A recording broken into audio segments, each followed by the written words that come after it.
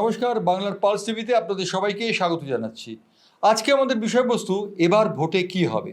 আমাদের সঙ্গে আলোচনার জন্য এসেছেন বিশিষ্ট রাজনৈতিক বিশ্লেষক শ্রী জয়দেব ঘর। জয়দেব বাবুকে আপনাকে স্বাগত জানাচ্ছি। প্রথম কথা, যে এবারের ভোট কীরকম হবে বলে মনে হচ্ছে?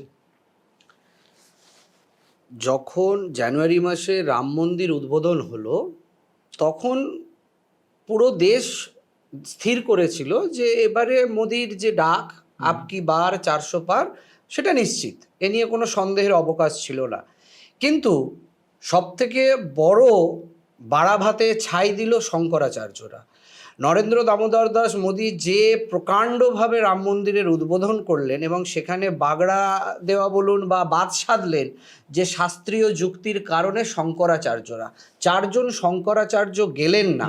এবং চারজন শঙ্করাচার্য কেন গেলেন না তার যখন পুরো ব্যাখ্যাটা দেশের মানুষের কাছে পৌঁছলো, তখন কিন্তু দেশের মানুষের কাছে এটা বিশ্বাসযোগ্য হলো যে মোদী রাজনীতি করার জন্যই রাম মন্দিরের উদ্বোধন করেছে, কিন্তু রাম মন্দির আসলে উদ্বোধনটা অশাস্ত্রীয়, অনাচার, হিন্দু ধর্মের পরিপন্থী। অনেকে বলছেন যে এবারের ভোটে সিএএ এবং রাম মন্দির বড় ইস্যু হবে এবং মোদী এই ইস্যুকে কেন্দ্র করেই ভোট বৈতরণী পার হয়ে যাবেন। না, দেখুন, যদি রামের ওপর ভর করে এবারের ভোটটা ওরা পার করতে পারতো, তাহলে রাম মন্দির নিয়ে এবং রামের কথা বলে তো ভোটটা হতো। তাহলে মঙ্গলসূত্র, মাছ, মাংস, মছলি, মহাত্মা গান্ধীকে দেশের কেউ চেনে না, মুসলমানকে মঙ্গলসূত্র কেড়ে নিয়ে দিয়ে দেবে, এই রকম যে অর্বাচীনের মতন কথাবার্তাগুলো আমরা সারা একটা ইস্যু থাকে যে কোনো নির্বাচনে। এবারের নির্বাচনে আমরা ভেবেছিলাম যে রাম মন্দির ইস্যু হবে, কিন্তু রাম মন্দির ইস্যু হলো না, কারণ শঙ্করাচার্যরা বাড়াভাতে ছাই দিয়ে দিল। উল্টে যেটা হলো, মোদির বিরুদ্ধে আজ পর্যন্ত 2024-এর ইলেকশনের আগে পর্যন্ত কোনো দুর্নীতির কোনো ঘটনা ছিল না, মানে দুর্নীতি মুক্ত নরেন্দ্র দামোদর দাস মোদী। কিন্তু সুপ্রিম কোর্টের রায়ের সাথে সাথে ইলেকটোরাল বন্ডের তথ্য আসার সঙ্গে সঙ্গে সারা দেশের মানুষ জেনে গেল যে মোদী চূড়ান্ত আপাদমস্তক দুর্নীতিগ্রস্ত।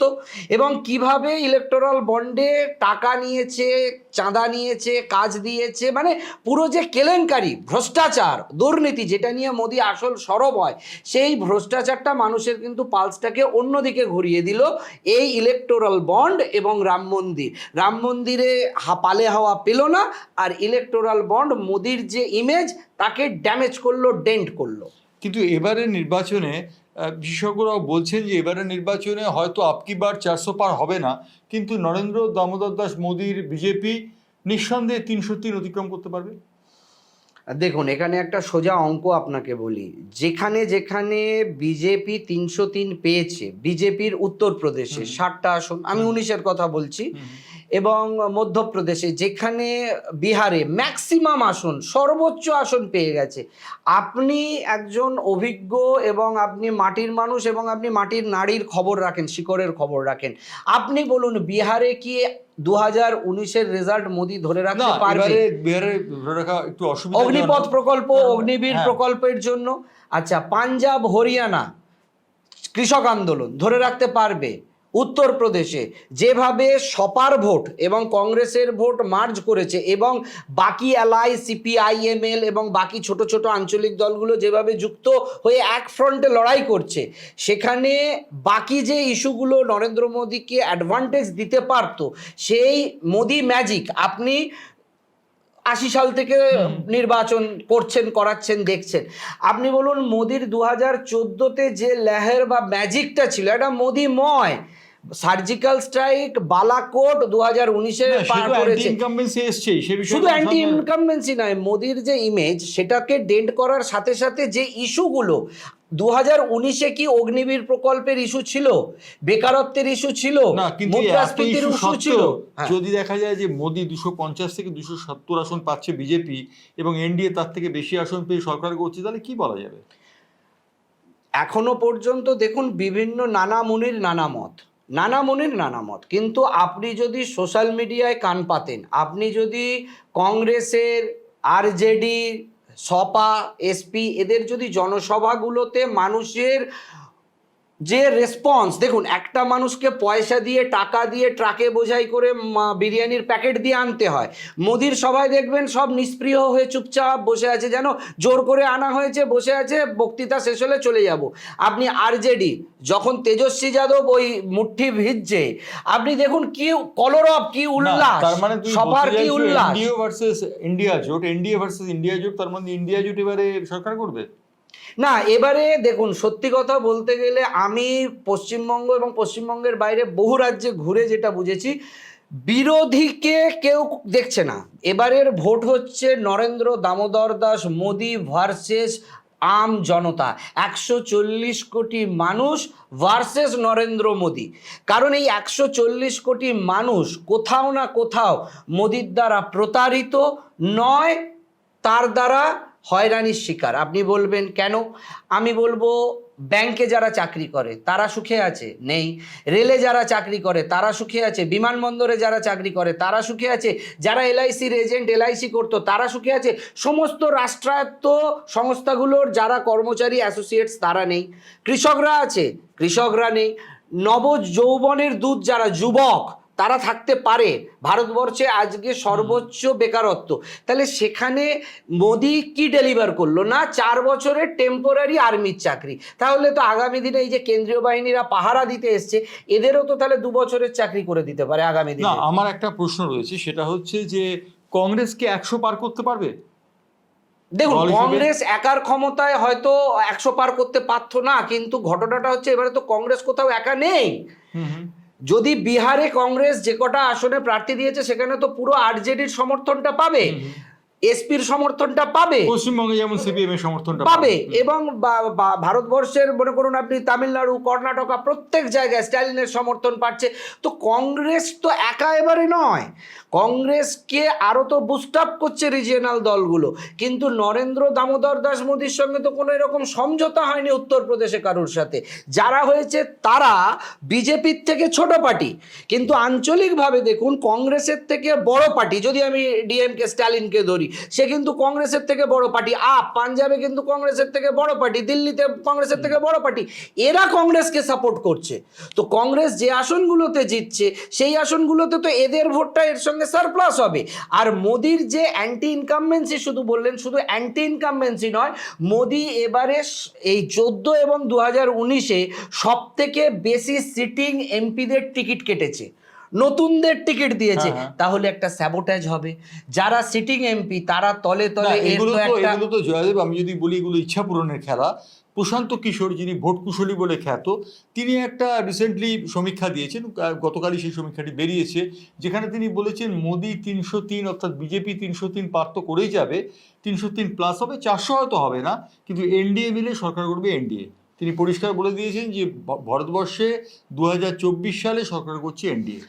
দেখুন, প্রশান্ত কিশোর আসলে হচ্ছে যে পয়সা দেয় তার হয়ে রাজনৈতিক এড হিসেবে নিজেকে দেখেন, পলিটিক্যাল এড। উনি অ্যাকচুয়ালি লোককে পলিটিক্যালি জিততে সাহায্য করেন। এবারে ঘটনাটা হচ্ছে উনি হঠাৎ করে যেভাবে প্রোপাগান্ডা চালানো শুরু করলেন সব টিভি চ্যানেলে, সেখানে প্রমাণ করলেন যে হ্যাঁ আপনার কথাটাই। কিন্তু যখন আমরা করণ থাপারের শোতে ওনাকে দেখলাম, এই গ্লাসের জল যেভাবে মোদি খেয়েছিল ঠিক সেইভাবে ওনাকেও জল খেতে, কারণ ওনার বলা অনেক যে ভবিষ্যৎবাণী ভুল প্রমাণিত হয়েছে, বিভিন্ন জায়গায় বিভিন্ন সময় ভুল প্রমাণিত হয়েছে। সেটা যখন করণ থাপার তুলে ধরলো যে প্রশান্ত কিশোর, তুমি তো কতবার তোমার টুইটারে বলেছিলে যে হিমাচলে কংগ্রেস হারবে, তোমার ভবিষ্যৎবাণী মিথ্যে হয়েছে, উনি চিৎকার করলেন, চেঁচামেচি করলেন, এটা উত্তেজিত হয়ে গেলেন, কিন্তু ওনার টুইটারে ছিল। ভবিষ্যৎবাণী করার জন্য তো ওনার কাছে স্যাম্পেল থাকা দরকার। প্রশান্ত কিশোর কি বলে, আমি এখন আইপ্যাকে নেই। যদি কেউ আইপ্যাকে নেই, কারুর হাতে কোনো স্যাম্পেল নেই, ডেটা নেই, টুল নেই, কিসের ভিত্তিতে বলবো? না, আমার একটা প্রশ্ন রয়েছে, শুধু প্রশান্ত কিশোর নয়, আর একজন ভোট কুশলী যোগেন্দ্র যাদব, তিনিও কিন্তু বলেছেন যে বিজেপি আসবে এবং বিজেপি 250 থেকে 270। I little bit differ sir.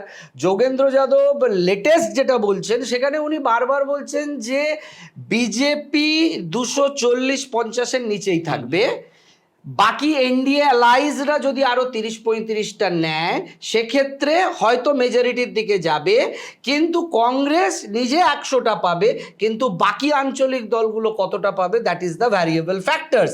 সেই ভ্যারিয়েশনটা, কারণ যোগেন্দ্র যাদবও বারবার দাবি করছেন ওনার হাতেও কোনো তথ্য নেই, ডেটা নেই, স্যাম্পল নেই। আমরা যে পালসটা বুঝতে পারি, দেখুন ইলেকশন কমিশন বহুলাংশে পার্সিয়ালিটি করেছে, কারণ বিজেপি মোদি সিটিং কমিশনাররা বসে আছে এতে। আজকেও আমি আসার সময় দেখলাম স্কুল মাস্টাররা যারা এতদিন কাউন্টিং এজেন্ট ছিল তারা কাউন্টিং এজেন্ট থাকতে পারবে না, এত বছরের ইতিহাসের রেজাল্ট। ফর্ম 17C নিয়ে সুপ্রিম কোর্ট পর্যন্ত দৌড়তে হলো, কিন্তু তার ডেটাও পেলাম না। উল্টে আমরা দেখছি যে এত 1951 থেকে 2024-এর আগে পর্যন্ত ভোট হওয়ার 24 ঘন্টার মধ্যে কতজন ভোট দিয়েছে আমরা তথ্য পেয়ে যেতাম, কিন্তু এখন সেটা 11 দিন পরে পাচ্ছি এবং 1 কোটি ভোটার বেড়ে 1 কোটি যাচ্ছে। 7 লক্ষ ভোট বেড়ে যাচ্ছে, অর্থাৎ প্রত্যেকটা কেন্দ্রে 28,000 ভোটের সারপ্লাস। এই কারচুপি না এটা কি এখনো জানি না, হঠাৎ করে কেন কাউন্টিং এজেন্টকেও আবার পাল্টে দিচ্ছে যে স্কুল মাস্টাররা সরকারি পোষিত করতে পারবে না, জানি না। এবারে এই সব কিছু ধোঁয়াশা নিয়ে এখন কিন্তু ইলেকশন কমিশন মাঠে নেমেছে মোদিকে জেতাতে। নইলে আপনি যদি মাঠে বাজারে কান পাতেন, আপনি বলুন একটা কারণ মোদির পক্ষে যাবে যেটা ভারতবর্ষের মানুষ হুড়মুড়িয়ে ভোট দিয়ে দেবে মোদিকে। আগের বারে ছিল সার্জিক্যাল স্ট্রাইক, বালাকোট ছিল, তার আগে চৌকিদার, তারপরে আরো স্বপ্নের ফেরিওয়ালা স্বপ্ন বিক্রি কিন্তু করেছে। এবারে বলা হচ্ছে 370 এবং রাম মন্দির দুটো আছে, সিএ এবং রাম মন্দির। আমি একটা করে আসি। 370 দ্বারা যদি বিজেপির এজেন্ডা হয় এবং বিজেপি যদি এটাকে মনে করে তার জেতার মুখ্য কারণ, 370 দ্বারা হয়েছে কোথায়? কাশ্মীরে। কাশ্মীরে কটা আসন? 3টে আসন। 3টে আসনেই বিজেপি প্রার্থী দেয়নি কেন? 1966 সালের পর থেকে, 1966 সালের পর থেকে এই প্রথমবার 2024-এ মোদি বাবু এবং তার বিজেপি কোনো একটা আসনে প্রার্থী বিজেপি নিজে দেয়নি কাশ্মীরে। তাহলে 370 দ্বারার সফলতাটা কি আছে? দ্বিতীয় রাম মন্দির না, সিএ আছে, আমি বলছি রাম মন্দির আপনাকে বললাম যে পালে হাওয়া লাগেনি কোনো। আপনি কি দেখছেন যে মোদি ওয়েভের সঙ্গে রাম মন্দিরের ওয়েভ? কোথাও নেই। মানুষ বলছে চাকরি নেই, পেটে খাবার নেই, মন্দিরে গিয়ে কি করব, ভিক্ষা করতে যাব? মোদি রাম মন্দির ধোপে টেকেনি। 370 কাশ্মীরে প্রার্থী দেয়নি। এবারে আপনি বলুন সিএএ, এই সিএএটা করে মোদি তো নিজের পায়ে নিজে কুড়ুল মেরেছে। তার কারণটা কি? সিএএ হবার পরে যারা ভোট দিতে পারতো মোদিকে নিঃশর্তভাবে, তারা এখন ভয় পেয়েছে, যেটা আমরা 2021-এ দেখেছি। বিধানসভা ভোটে পশ্চিমবঙ্গের কি সিএএ মোদিকে অ্যাডভান্টেজে দিয়েছে না ডিসঅ্যাডভান্টেজে দিয়েছে? ডিসঅ্যাডভান্টেজে গেছে বিজেপি। তাহলে এবারে আবার সেই একই হই হই করছে, তাতে কি আখেরে বিজেপির লাভ হবে না ক্ষতি হবে? 2021 থেকে তো হাতে গরম তথ্য আছে আমাদের কাছে। তো তার মানে তোমার ভাষ্য অনুযায়ী এবারে তাহলে সরকার করছে কারা? যদি আমার এত বছরের এত গবেষণা যদি মিথ্যে না হয়, এবারে ত্রিশঙ্কু হাং পার্লামেন্ট। এবারে বিজেপির কাছে আছে ইলেকটোরাল বন্ডের 12,000 কোটি টাকা। এবার শুরু হবে ঘোড়া কেনা বেচা শুরু হবে। এবারে কে কত ঘোড়া কিনতে পারবে নির্দল, বা আপনাকে আমি একটা খুব গোপন কথা বলছি, এটা বিভিন্ন সূত্রে আমাদের আলোচনা হচ্ছে। মোদি বেশ কয়েকদিন ধরে গভীর রাত পর্যন্ত আলোচনা করছে যে শিবসেনাকে আনা যায়, তৃণমূল কংগ্রেসকেও কি আনা যায়? যদি আমরা রেল মিনিস্ট্রি অফার করি, হোম মিনিস্ট্রি অফার করি, ডিফেন্স মিনিস্ট্রি অফার করি, তাহলে কি তৃণমূল কংগ্রেসকে পাওয়া যায়? বা এগ্রিকালচার পঞ্চায়েত যদি তৃণমূলকে দেওয়া যায়, তাহলে কি তৃণমূলকেও পাওয়া যাবে? আমাদের ফেভারে এনডিএকে বাইরে থেকে সমর্থন করবে। যেখান থেকে দেখুন 1 তারিখে যখন ইন্ডিয়া জোটের মিটিং হচ্ছে, ইন্ডিয়া জোটের মিটিং 1 জুন হবে, গতকাল মমতা ব্যানার্জি কিন্তু অনুপস্থিত যাচ্ছেন না।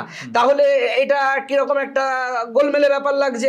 এবারে এখান থেকে কিন্তু দেখুন ভেতর থেকে খবর আসছে যে যদি মমতা ব্যানার্জিকে রাজি করানো যায়, যদি ওই উদ্ধব ঠাকুরকে রাজি করা যায়। প্রশ্ন হচ্ছে বিজেপি কিন্তু ক্যাম্পেইনে বারবার বলছে যে উদ্ধব ঠাকরে শিবসেনা আমার প্রিয় ভাইকে নেবার জন্য এবং তার ছেলেকে প্রতিষ্ঠিত করার জন্য, এনসিপির ক্ষেত্রে সুপ্রিয়া সুলেকে প্রতিষ্ঠিত করার জন্য শরদ পাওয়ার, এবং অন্যদিকে তারা বলছে তৃণমূল কংগ্রেস পিসি ভাইপোর একটা কম্বিনেশনকে প্রতিষ্ঠিত করার জন্য চেষ্টা করছে, যার জন্য স্বজন পোষণ এবং ডাইনেস্টি সিস্টেমের বিরুদ্ধে তাদের লড়াই।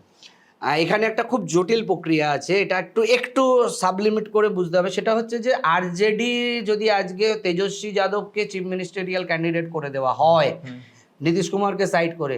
তেজস্বী যাদবের আরজেডি সিটগুলো বিজেপিতে যেতে পারে, ঠিক যেরকম আপনি বলছেন। ঠিক সেই রকমভাবে আজকে পশ্চিমবঙ্গে রাজনীতির, কারণ মোদি বলে ভোটের প্রচার অবধি যা বলার বলে দিয়েছি, তারপরে আবার অন্য অন্য গণিত, সেটা এবারে খুব ইম্পর্টেন্ট, অন্য গণিত, ত্রিশঙ্কু পার্লামেন্টে। এবারে সব থেকে বড় কথা হচ্ছে আপনাদের সময়ের যে স্বামী সুব্রমণিয়াম স্বামী, আমরা যাকে স্বামী বলে ডাকি, সুব্রমণিয়াম স্বামী, যিনি ইন্দিরা গান্ধীকে হেলিয়ে দিয়েছেন, তিনি বলছেন মোদিকে আমরা প্রধানমন্ত্রী হতে দেব না। আরএসএস মোদিকে প্রধানমন্ত্রী হতে দিতে চায় না। আরএসএস কে নাড্ডাজি বলছে, এটা একটা পপুলার থিওরি বলা হচ্ছে। না না না না না না স্যার, এইটা প্রথমবার নাড্ডা বলছে। আপনি মনে করেন মোদির প্রশ্রয় ছাড়া বলছে যে আরএসএস কে আর বিজেপির দরকার নেই। এই কথাটা মানে আমি যদি আপনাকে বলি, আপনার থেকে উপকার পেয়ে যে আপনাকে আর আমার দরকার নেই, আপনি কতটা আহত হবে? আরএসএস তো বলা হচ্ছে বিজেপির একটা সাংস্কৃতিক শাখা মাত্র, তারা সরাসরি রাজনীতির সঙ্গে আসে না। শাখা, কিন্তু কথা হচ্ছে we do not need any more RSS. মানে আমাদের আর আরএসএস কে প্রয়োজন নেই। মেগানোম্যালিয়াক একটা, আমরা আরএসএস কে ছাড়াও বিজেপি একাই 100, মোদি একাই 100। মোহন ভাগবতের সঙ্গে অলরেডি ঝগড়া। আপনি দেখুন নীতিন গডকরি খুব কাছাকাছি আরএসএস এর প্রাইম মিনিস্টারিয়াল ক্যান্ডিডেট হতে পারে বলে ওকে আগেই পার্লামেন্টেরিয়ান বোর্ড থেকে, কমিটি থেকে ছেটে বাদ দিয়ে দেওয়া হয়। ডানা ছাটা হয়েছে শিবরাজ সিং চৌহানের, বসুন্ধরা রাজে, একাধিক তাবড় দিগ্গজ নেতার। তো আরএসএসও এত বড় মানে কি বলবো, তাদের ওপর যে মানে একটা বেইমানি, সেটা কি তারা হজম করবে?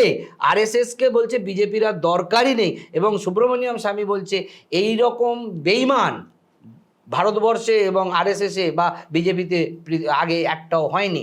সুব্রমণিয়াম স্বামীকে ফেলে দেবার লোক। অর্থাৎ আমরা বুঝতে পারছি আজকে বাংলার পালস টিভিতে এসে রাজনৈতিক বিশেষজ্ঞ জয়দেব ঘর পরিষ্কার বললেন ত্রিশঙ্কু সরকার হওয়ার সম্ভাবনা রয়েছে এবং নির্বাচনোত্তর সমীকরণ হচ্ছে সব থেকে আসল, এবং সেই দিকেই আমাদের নজর রাখতে হবে। তবে আমরা নজর রাখবো এবার বিরতির পর যেখানে যাব, নজর রাখবো আমরা পশ্চিমবঙ্গে কাল অর্থাৎ শনিবার দিন 9টি আসনের প্রতিদ্বন্দ্বীরা হচ্ছে, আমরা সেই দিকে নজর রাখবো এবং পশ্চিমবঙ্গের 42টি আসনের ভাগ্য সম্পর্কে জয়দেব ঘরের কাছ থেকে জেনে নেব। আসছি বিরতির পর, সঙ্গে থাকবেন। বিরতির পর ফিরে এলাম রাজধানীর রাজকাহিনীতে। রাজধানীর রাজকাহিনী এই জন্যে কারণ রাজা উজির সমস্ত কিছু নির্ধারিত হয় দিল্লিতে, এবং এটি দিল্লির ভোট, লোকসভার ভোট। আপনারা সবাই জানেন লোকসভাতে কিন্তু পশ্চিমবঙ্গের 42টি আসনেও ভোট রয়েছে, যার মধ্যে 9টি আসনের ভোট হবে শনিবার। জয়দেব, এই 9টি আসনের ভোটের কি ফলাফল মনে হচ্ছে? দেখুন, অভিষেক বন্দ্যোপাধ্যায় কালকে বলেইছে যে বাকি 33টার মধ্যে 23টা তো পেয়ে গেছে, এবার বাকি 9টা। এই 9টা কোন 9টা? যে 9টার তো তৃণমূল কংগ্রেসের গড়, উত্তর কলকাতা, দক্ষিণ কলকাতা, যাদবপুর, ডায়মন্ড হারবার, এগুলোতে তো কোনো মতে মানে বিজেপির প্রার্থীকে লোকে জিজ্ঞেস করলে বলতে পারবে না। এবারে এইখানের মানুষের কলকাতা শহর, এটা মানে এখন শহর ভিত্তিক ভোটটা চলে এসছে এবারের ফেজে। এই ফেজে যখন আমাদের শহর ভিত্তিক ভোট হচ্ছে, আমরা ভেবেছিলাম বিরোধী দলনেতা আকাশ বাতাস কাঁপিয়ে বলেছিল ভাইপোকে হারাবার জন্য ডায়মন্ড হারবারে আমি এমন প্রার্থী দেবো, ডায়মন্ড হারবারে আমি ভাইপোকে হারাবো, আমি হারাবো এমন প্রার্থী দেবো বলেছিল তো চিৎকার করে। কে প্রার্থী হয়েছে? কোনো হেভি ওয়েট নেতা? অভিজিৎ দাস বলে এক ভদ্রলোক প্রার্থী, তাকে সে বজবজের ভূমিপুত্র এবং বারবার দাঁড়ায় সেই 90 সাল থেকে। তিনি পরিষ্কার বলেছেন যে তাকে বিজেপি নিষেধ করে দিয়েছে কোনো কথা বলতে, তার কারণ তিনি কথা বলতে রাজি নন সংবাদ মাধ্যমের সঙ্গে। আমরা সেই বিষয়টিতে আসবো, কিন্তু একটা কথা বলি, উত্তর কলকাতা যতটা সহজ ভাবছে ততটা সহজে কি তৃণমূল কংগ্রেসের আয়ত্তে আসবে বলে মনে হয়? একজন রাজনৈতিক বিশেষজ্ঞ হিসেবে তোমার কি মত? না, আপনি উত্তর কলকাতায় মোদির পথযাত্রা বা শ্যামবাজার মোড়ে স্বামীজির চরণে ফুলদানকে যদি ইস্যু করেন, তাহলে আমি বলবো তার পরের দিনই মমতা বন্দ্যোপাধ্যায় কাউন্টার করেছে যে নেতাজি সুভাষচন্দ্রের 23শে জানুয়ারিটাকে ন্যাশনাল হলিডে কেন ঘোষণা করা হচ্ছে না, পলিটিক্যালি যদি আপনি দেখেন। এবারে দেখুন ভোট শতাংশের বিচারে উত্তর কলকাতা বনেদি বাঙালিয়ানায় ভরপুর, বনেদি বাঙালিয়ানায় ভরপুর। 10 দিন ধরে মোদি আসবে, পদযাত্রা করবে বলার পর যা ভিড় জড়ো করতে পেরেছিল, এক রাতের ডাকে পরের দিন সকালবেলায় মমতা বন্দ্যোপাধ্যায় পদযাত্রা করেছে। তার ভিড় দেখে কি ভোটের পরিচয় পাওয়া যায়? ভোট যদি এটা হয় তাহলে তো উত্তর কলকাতা ছিল মমতা বন্দ্যোপাধ্যায়ের হাতে এবং থাকবে, মানে চলে যাবে কেন? পশ্চিমবঙ্গে না, আপনাকে একটা কথা এমন বলি, একজন গেছেন, সন্দেশখালী তাপস একদম রায়, না, না, তাপস রায় গেছেন, তাপস রায় হচ্ছেন তাপস, দেখুন মমতা বন্দ্যোপাধ্যায় সিজনড পলিটিশিয়ান, উনি জানেন কে গেলে দলের ক্ষতি হবে আর কে থাকলে দলের ভালো হবে। দেখুন না, শুভেন্দু অধিকারী গেছিল, দলের কোনো ক্ষতি হয়েছে? আর পুরো মিডিয়া ভেবেছিল 2021-এ শুভেন্দু অধিকারী চলে গেছে মানে পুরো প্যারাডাইজ লস্ট, কোল্যাপসড করবে তৃণমূল কংগ্রেস। হলো? ভেবেছিল পার্থ চট্টোপাধ্যায় জেলে, জ্যোতিপ্রিয় মল্লিক জেলে, অনুব্রত মণ্ডল জেলে, সবাইকে না। ভেঙে এবার নেবে। এই দুর্নীতির প্রশ্নটা কি এইটাই আমি আপনাকে অত্যন্ত গুরুত্বপূর্ণ, একদম কারণ নয় পার্থ না, চট্টোপাধ্যায়, জ্যোতিপ্রিয় মল্লিক এবং অনুব্রত মণ্ডল তিন মহারথী কিন্তু জেলে রয়েছেন। দেখুন স্যার, ব্যাপারটা হচ্ছে জয়ন্তদা, মানুষ বহুত চালাক হয়ে গেছে। রাজনীতি যারা করে রাজনৈতিক নেতাদের থেকেও চালাক হয়ে গেছে। কেন বলছি? দেখুন, মানুষ দেখছিল সন্দেশখালী ইস্যুটা তৈরি হচ্ছিল, বিজেপি ফান্ডেড একটা তৈরি হচ্ছিল Sandeshkhali, BJP funded issue. Sandeshkhali এটা বলা হচ্ছে বিজেপি ফান্ডেড, কিন্তু বিজেপি ফান্ডেড কেন হবে? সন্দেশখালীর মহিলাদের যে আর্তস্বর, সেটা কি ফান্ডেড? না, তাহলে গঙ্গাধর বাবুর ভিডিও ফুটেজটা কি গঙ্গাধর বাবুর ভিডিও ফুটেজটা অনেকে বলছেন ডক্টর। তাহলে গঙ্গাধর বাবুর যদি ওটা ডক্টরড হয়, তাহলে এই মহিলারা যে অভিযোগগুলো করছেন সেগুলো কি করে নয়, মানে ডক্টর নয় কেন, কি করে হয়? তার কারণ আমি আপনাকে বলছি। দেখুন, খুব স্পষ্ট, আপনি যদি নারীদের প্রতি একটা আপনার সত্যিকারের দরদ থাকে, সন্দেশখালীর মা বোনেদের ওপর অত্যাচার হয়েছে, নরেন্দ্র মোদী, অমিত শাহ খুব চেঁচাচ্ছে, দরদের চোখের গম্ভীর অশ্রু ব্যাচ। রাজ্যপাল তার বিরুদ্ধেও তো দুটো মহিলা শ্লীলতাহানির অভিযোগ করলো। তাহলে মহিলাদের জন্যই যদি কাঁদতে হয়, সে রাজ্যপাল না সন্দেশখালী দেখার দরকার ছিল না তো? রাজ্যপালের বিরুদ্ধে মানে রাজ্যপালের বিরুদ্ধে মহিলাদের শ্লীলতাহানির অভিযোগ উঠেছে, রাজ্যপালের বিরুদ্ধেও তাহলে সরব হতো নরেন্দ্র দামোদর দাস। মমতা বন্দ্যোপাধ্যায় কেঁদেছেন এই রাজভবনের মহিলার অত্যাচার দেখে, ওই সন্দেশখালী মহিলাদের জন্য তিনি তো কাঁদেননি না, কারণ রাজভবনের মহিলাটার জন্য তার কান্নাটা জায়েজ, তার কান্নাটা যুক্তিযুক্ত। কেন? তার কারণ হচ্ছে সেখানে রাজ্যপালের বিরুদ্ধে যখন অভিযোগ করলো, রাজ্যপাল পুলিশি তদন্তে বাধা দিচ্ছে, পুলিশি সিসিটিভি ফুটেজ দিতে চাইছে না। যদি আমি নির্দোষ হই, আসো পুলিশ, দেখো পুলিশ চেকিং করো, আমি কেন বাধা দিতে যাবো? আমি বাধা দেবো না। যখনই বাধা আসে তখনই বুঝতে হয় ডাল মে কুছ কালা হ্যায়। রাজ্যপাল সংবিধানের একটা ধারার কথা বলেছেন যে রাজ্যপাল, সেটা তো তার রক্ষা কবচ। হ্যাঁ। আমি যদি প্রমাণ করতে চাই সীতা যে সতী, তা তার প্রমাণ দিতে সীতাকে হয়েছিল কেন? সীতা সতী, তাকে প্রমাণ দিতে হয়েছিল কেন? তাকেও তো অগ্নি পরীক্ষা দিতে হয়েছিল। তো রাজ্যপাল কেন রক্ষা কবচের আন্ডারে যাচ্ছে? শুভেন্দু অধিকারী কেন রক্ষা কবচের আন্ডারে যাচ্ছে? যে কটা বিজেপির নেতা বা বিজেপির ধামাধরা সবাই রক্ষা কবচ কেন ইউজ করছে? জনতার দরবারে আসুক। কালকে অভিষেক বন্দ্যোপাধ্যায় বলেছে, আমাকে এতবার সিবিআই তোমরা ডাকছো, আমাকে সিবিআই দিয়ে হারাবার দরকার কি ছিল? ডায়মন্ড হারবারে অমিত শাহ চলে আসতো, ডায়মন্ড হারবারে রাজনাথ চলে আসতো, ইভেন সুকান্ত, শুভেন্দু চলে আসতো ডায়মন্ড হারবারে, আমার সঙ্গে লড়াই হতো, জনতার দরবারে প্রমাণ হয়ে যেত কে বড় নেতা। মানুষ কাকে চায়? শুভেন্দু অধিকারীকে চায় না অভিষেক বন্দ্যোপাধ্যায়কে চায়? এরা তো জনতার দরবারে লড়াই করবে না। রাজ্যপাল যদি নির্দোষ হতো, রাজ্যপাল বলতো ওয়েলকাম, পুলিশকে ওয়েলকাম করতো। কিন্তু সন্দেশখালীতে আপনি দেখুন, সন্দেশখালীর মহিলারা মুখ ঢাকা দিয়ে বাইট দিচ্ছে, সেই মহিলাদের মধ্যেই মারামারি হচ্ছে, সেই মহিলাদেরই ভিডিও ফুটেজ বের হচ্ছে। সেই জন্য বলছি, প্রশ্ন হচ্ছে যে ভিডিওটা যেটা ভাইরাল হয়েছে, সেই ভিডিওতে বলা হচ্ছে যে গঙ্গাধর বাবু তিনি বলেছেন যে এটা ডক্টর এবং এটা সাজানো ঘটনা, তিনি নাকি তার তাহলে যদি এটা ডক্টর হয়, তাহলে আমি বলবো যে ওই ফিরাদ হাকিমের যে ভিডিওটা নারদায় আপনারা দেখান, তাহলে ওটাও ডক্টর মেনে নিন না। বা যে ভিডিওটা শুভেন্দু অধিকারীর তোয়ালে মোড়া টাকা নেওয়া বিজেপি পার্টি অফিস থেকে বিজেপি সেকালে দেখিয়েছিল, তাহলে সেটাও কি ডক্টর ছিল? এই তো তদন্তটা হচ্ছে না কেন? এখানেই তো ঘটনা। সিবিআই এতদিনে এইটুকু প্রমাণ করতে পারলো না ফরেন্সিক ল্যাব থেকে যে সন্দেশখালীর ভিডিওটা ডক্টর না অরিজিনাল? শুধু বাজার গরম হচ্ছে। সিবিআই সেটাকে প্রমাণ করেছে? আজ পর্যন্ত কোনো ভিডিও ডক্টর না অরিজিনাল তার কোনো তথ্য প্রমাণ হয়েছে? টিভি চ্যানেলে চালিয়ে দেওয়া হয়, এই ভিডিওর সত্যতা আমরা যাচাই করিনি। তা কে করবে? যাচাই করিনি মানে সেটা মিথ্যেও নয়, সত্যি না। ওর দেখুন, একটা ভিডিও, এই যে আমার আপনার ভিডিও হচ্ছে, এই ভিডিওটাকে আপনি যত চেষ্টা করুন তার 100% আপনি ডক্টর করতে পারেন না। এবং আমি সেটাও মেনে নিলাম, ওটাও ডক্টর ছিল, গঙ্গাধরের পুরোটা ডক্টর ছিল। একটা বেসরকারি চ্যানেলে যখন ইন্টারভিউ দিচ্ছেন গঙ্গাধর বাবু, জিজ্ঞেস করছে আপনার গলা, হ্যাঁ আমার গলা, আপনার ছবি, হ্যাঁ আমার ছবি, তারপরে 360 ডিগ্রি ঘুরে গিয়ে পাল্টি খেয়ে বলছে না আমার গলা নয়, আমার কিছু নয়। মানুষ কি ঘাসে মুখ দিয়ে চলে? অতএব সন্দেশখালির ইস্যুটাকেও বিজেপি এনক্যাশ করতে পারেনি। ফান্ড দিয়েছে, টাকা দিয়েছে, দাঁড় করাবার চেষ্টা করেছে, কিন্তু দাঁড়ায়নি সন্দেশখালি। না, তোমার কথা শুনে মনে হচ্ছে যে এবারে তৃণমূল কংগ্রেস 42টা আসনে ভালো ফল করবে, তোমার মত কি? না দেখুন, ব্যাপারটা হচ্ছে বিজেপি ভালো ফল করার জায়গায় ছিল যদি সিএটাকে লাগু না করতো। এবং 2019-এ যেটা হয়েছিল, বিজেপিকে জাস্ট কেয়ার করেনি Trinamool Congress, don't care attitude. BJP কি করবে? বিজেপি এলেবেলে দুধে ভাতে সিরিয়াসলি লোকসভা ভোটে বিজেপিকে কাউন্টার করেনি। কিন্তু এবারে গোড়া থেকে আপনি দেখুন বিজেপির একদম নেক টু নেক ব্যাটেলে গেছে তৃণমূল কংগ্রেস। আগের বারে ফাঁকা মাঠে বিজেপি গোল দিয়েছে, কারণ বুঝতেই বিজেপিকে ভাবেইনি 18টা আসন পেয়ে যাবে।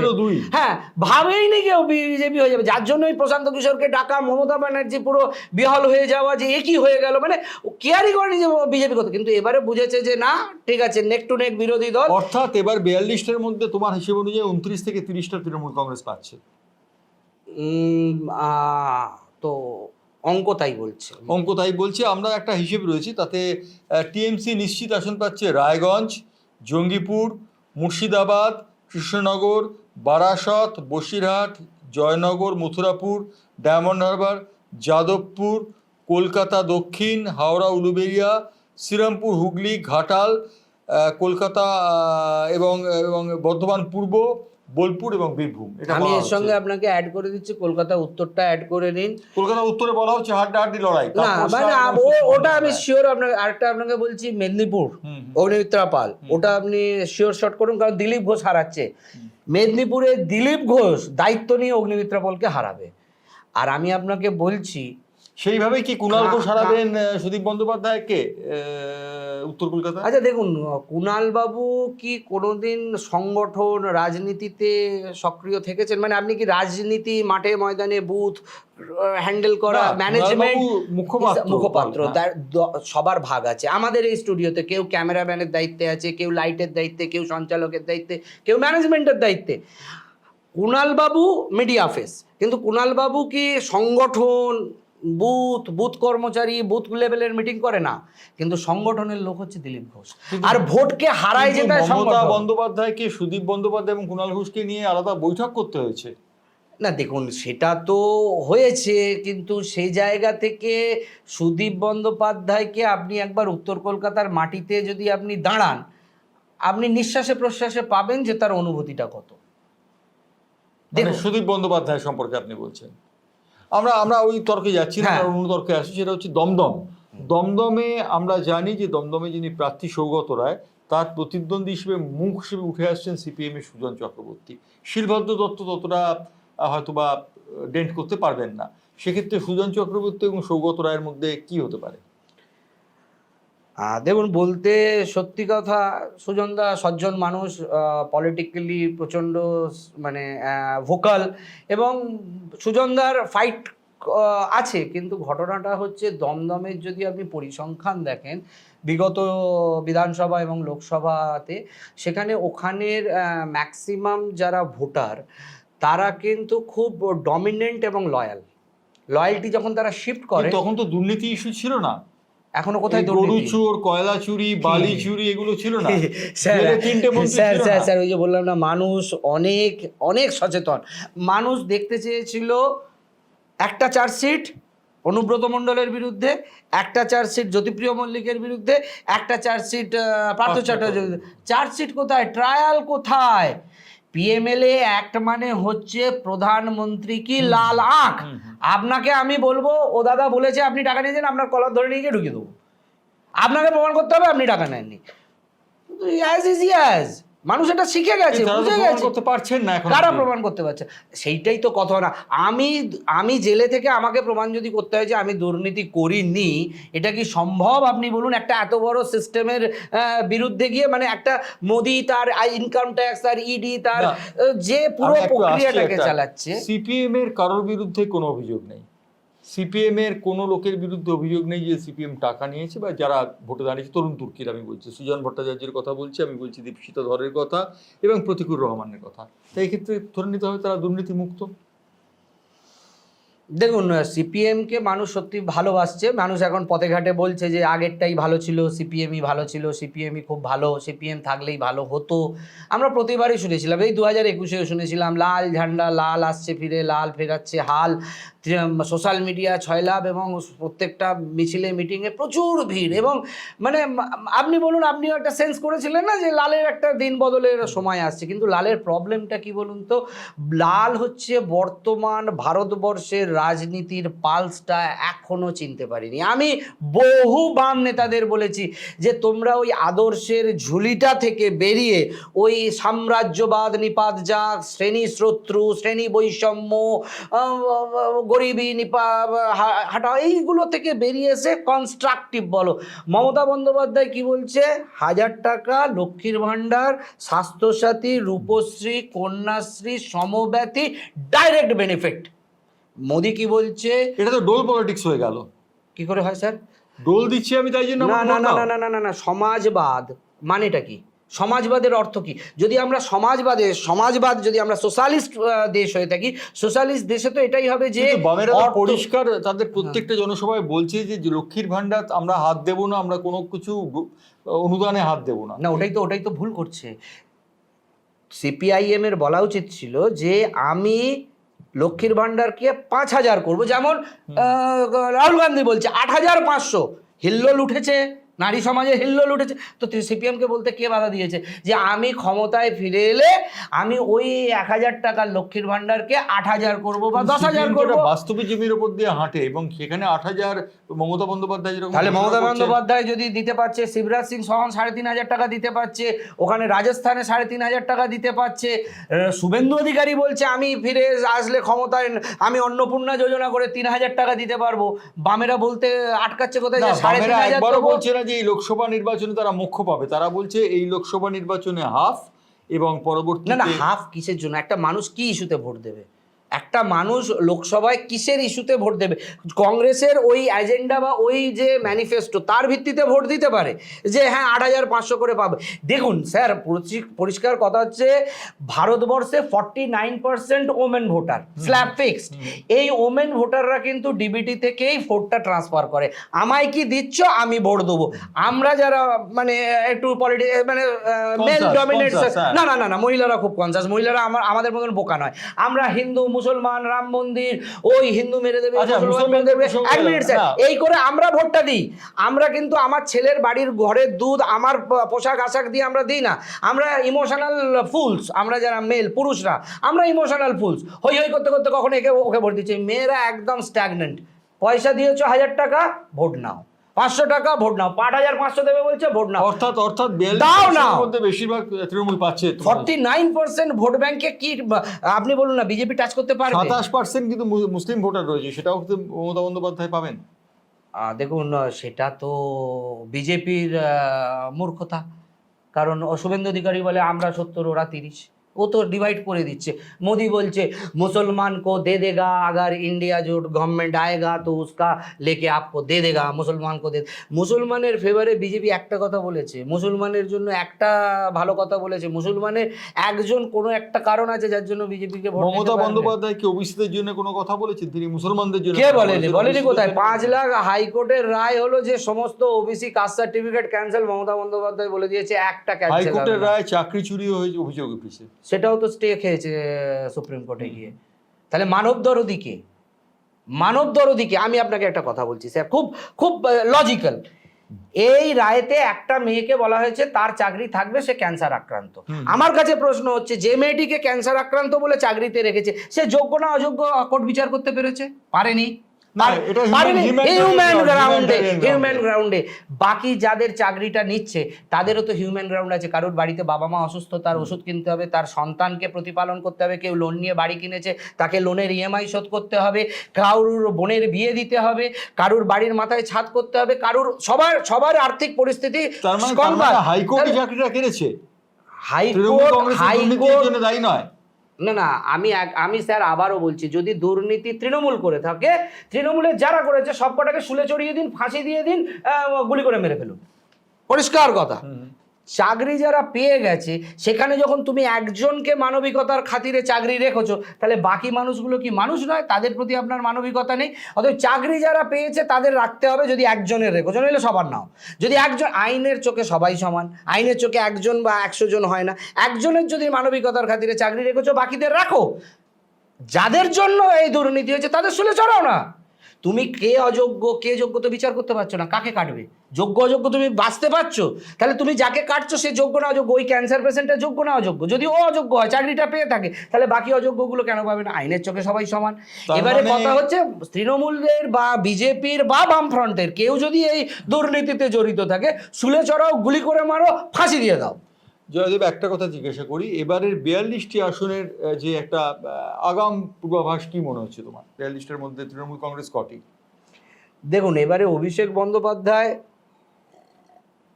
খুব ভালো, কিন্তু সংগঠনের সাথে সাথে গ্রাউন্ড লেভেলে প্রচুর কাজ বুথভিত্তিক করেছে।